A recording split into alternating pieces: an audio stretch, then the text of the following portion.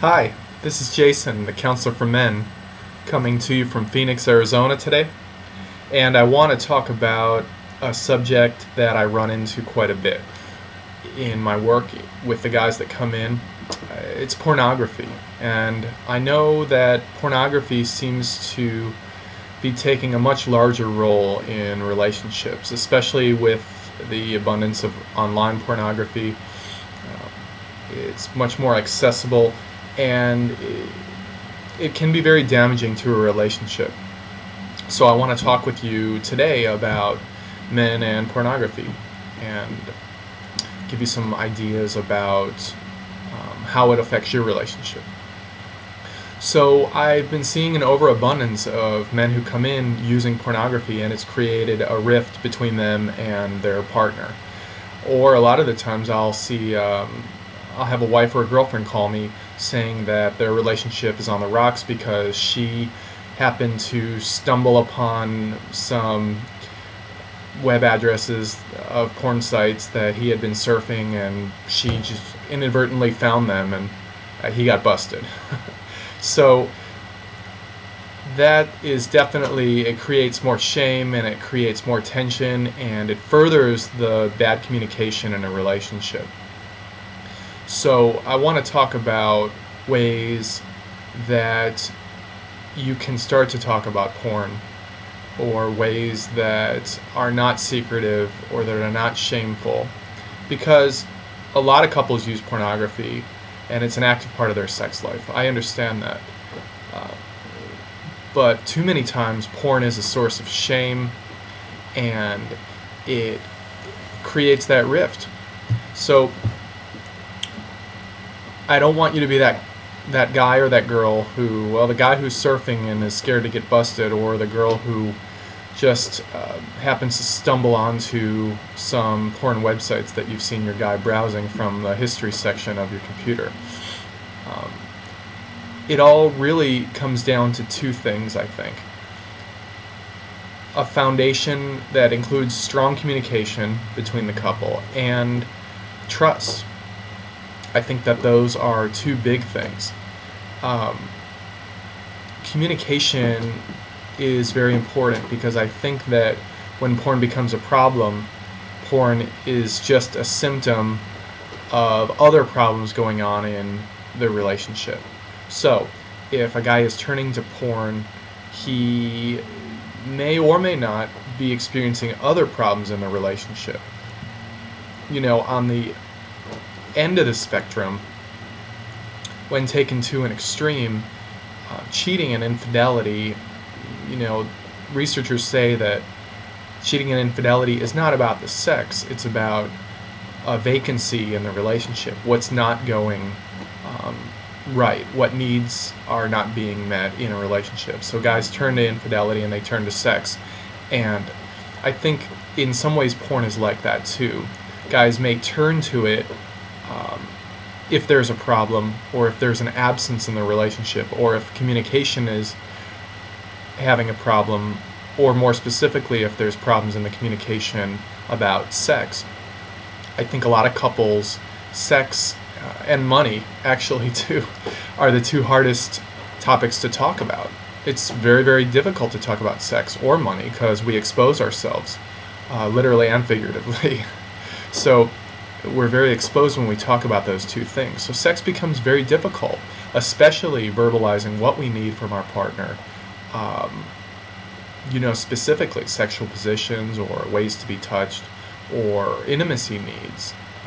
Sex is a lot about intimacy, and men have a very difficult time expressing themselves emotionally, being vulnerable, even knowing what their emotions are, and I think sex brings a lot of that out. But it's really important to communicate about those things. The other thing aside from sex is if there are problems or grievances between you and your partner, you and your wife or girlfriend, that are just not being talked about. So I think that porn especially can become a convenient outlet for stress, because porn is about getting off, and sometimes that's about release of stress. Stress has been building up, and without other outlets, I think porn can serve a pretty good, pretty easy, and pretty cheap outlet for a lot of guys. So, and that becomes when porn happens and it starts to corrode a relationship. There are other things that end up becoming problems, other things that become topics to not communicate about. So, porn is definitely kind of the beginning. I'm not saying that it's a bad thing, and that's not for me to judge, but I think that when it becomes hidden and when it becomes something that you're hiding because you feel shameful and you're not communicating about it as a couple, then it becomes a problem. Especially if you're found out. If she stumbles upon the sites that you've been to, then it's not so good. Because a lot of things come up for her. In the female mind, it's about you loving her, you wanting her, you desiring her, and not rejecting her. So if she happens to stumble upon those websites, not only will she feel distrustful, but she will feel scared that you don't want her emotionally or sexually, or you're not in love with her. I think that is a woman's deep fear, and that you don't want the relationship, that you want someone else, or you're more attracted to somebody else. Physical attraction is very important. Women want to know that you are in love with their body, that you are in love with how they look, and that you want them for them and not another woman. Whether or not she's digital and airbrushed, that's another story, but it's a very real fear, I think, for women.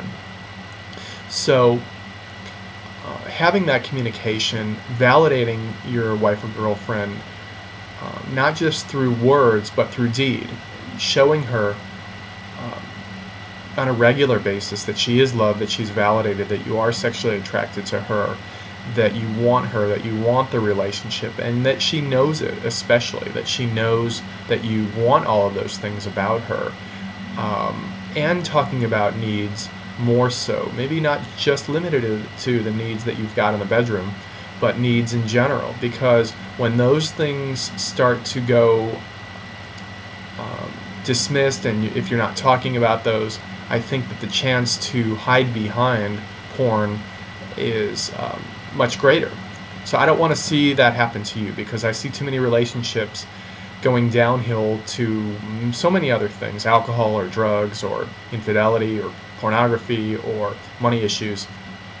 And I think so many guys, Gen X guys, Gen Y guys, are so internet savvy. I mean, we've grown up on the internet and that's all we know. So it's just culturally, it's interesting to see pornography become so abundant and become so pervasive in relationships, mostly in my line of work, at least, as a problem in relationships, as a wedge that drives between couples who are trying to have a good relationship. So these are some thoughts that I've got on pornography, and I'd love to talk with you. If you'd like to email me, I'm Jay Fierstein, JFIERSTEIN at mac.com. Email me and let me know what you think about this very loaded question of men, pornography, and relationships. Or please visit my website. I'm phoenixmenscounseling.com, and I'd be happy to talk with you, share more thoughts, or just generally get to know if you're struggling too with this issue, because this is a very serious issue and I'd like to help. So I hope you've enjoyed this segment, and until next time, take care.